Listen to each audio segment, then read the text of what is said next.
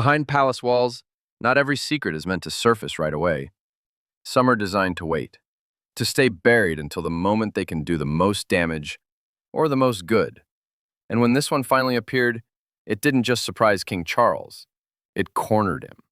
Because hidden inside Queen Elizabeth's final paperwork was something no one expected.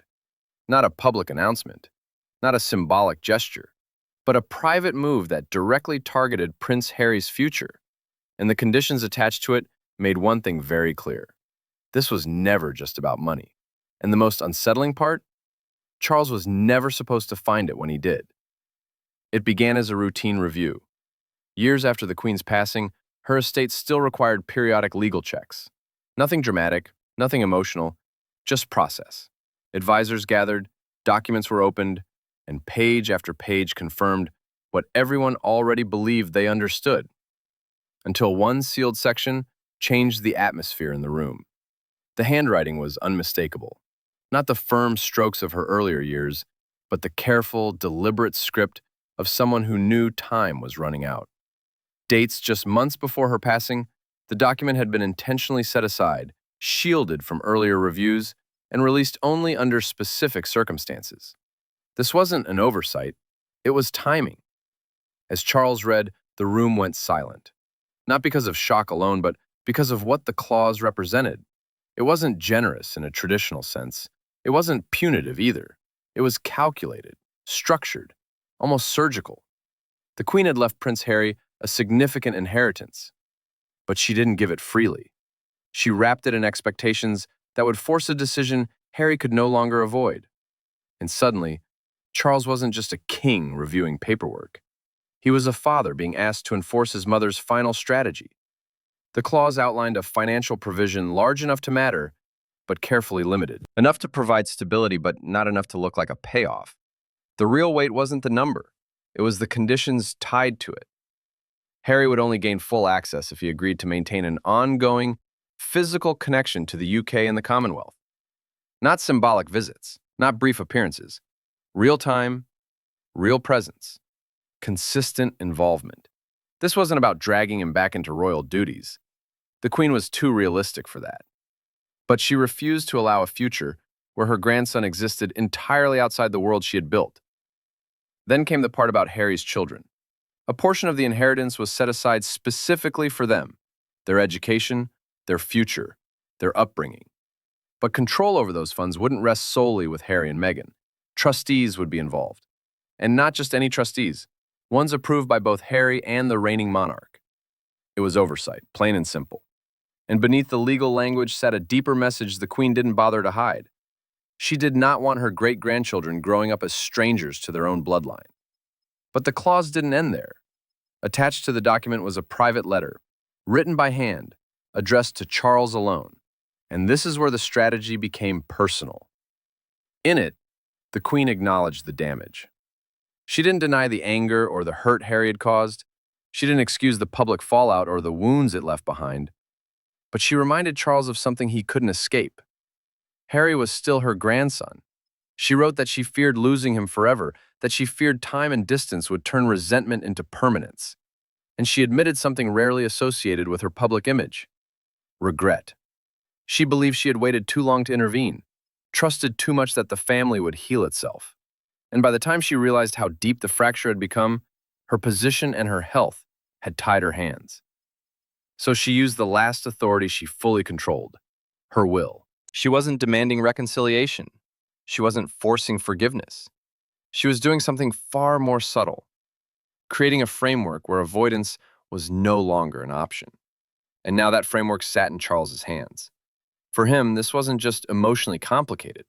It was politically dangerous.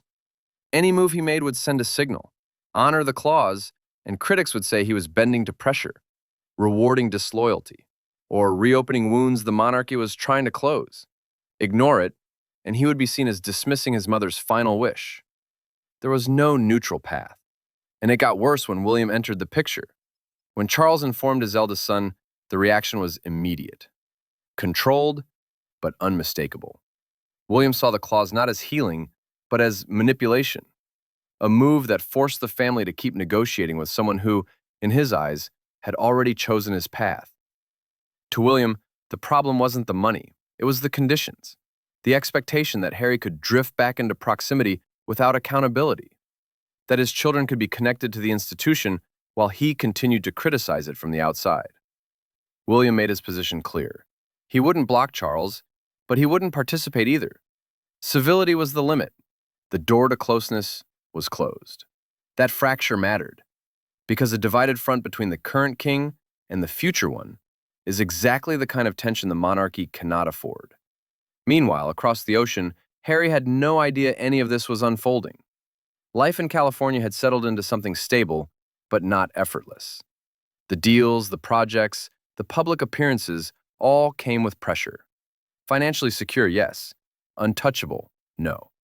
His lifestyle demanded constant momentum, and emotionally, the distance hadn't delivered the peace he once imagined. Communication with his father was minimal, formal, guarded. The warmth that once existed had been replaced by logistics and silence. If Harry learned about the clause, it would force him into an impossible calculation. Accept it, and he would have to re-enter the very environment he had fled. The press, the scrutiny, the place his wife associated with pain and hostility. Asking Meghan to regularly return would reopen wounds she had worked hard to close. Reject it, and he would walk away from more than money. He would walk away from his grandmother's final attempt to keep him connected. A decision the public would dissect from every angle. Principled or ungrateful, independent or isolated. There was also the question of his children. What would they think one day? Would they resent being kept at arm's length from a family they never chose to leave? And then there was the letter. Because once Harry read it, there would be no pretending this was just legal language. It would be his grandmother's voice, her worry, her hope, her refusal to give up on him. The Queen understood something few people admit out loud. Some conflicts don't end with apologies. They end with proximity, forced interaction, shared time that slowly dulls resentment. That's what the clause was really about. Not control, not punishment, exposure. For Charles, the next move required precision. Advisors recommended a dual approach. Formal notification through legal channels, and a private letter. Calm, measured, no emotional pressure, just an open door. But even that carried risk. If Harry accepted and failed to meet the conditions, enforcement would become another source of conflict. If he accepted and publicly criticized the terms, the narrative would turn ugly fast. And if he rejected it outright, the Queen's final effort would become another headline weapon. Every scenario came with fallout, and perhaps the most realistic outcome was the messiest one. Negotiation, adjustments, compromises, reduced requirements, altered oversight. A version of acceptance that satisfied the letter of the clause, but not its spirit. That would preserve appearances, but not necessarily heal anything. Still, the Queen seemed to understand that too. Her clause didn't promise resolution. It offered opportunity, a structure where reconnection was possible, not guaranteed. And that may have been the most honest approach of all. As Charles weighed his options, one truth became unavoidable. His mother had given him a burden, disguised as a gift.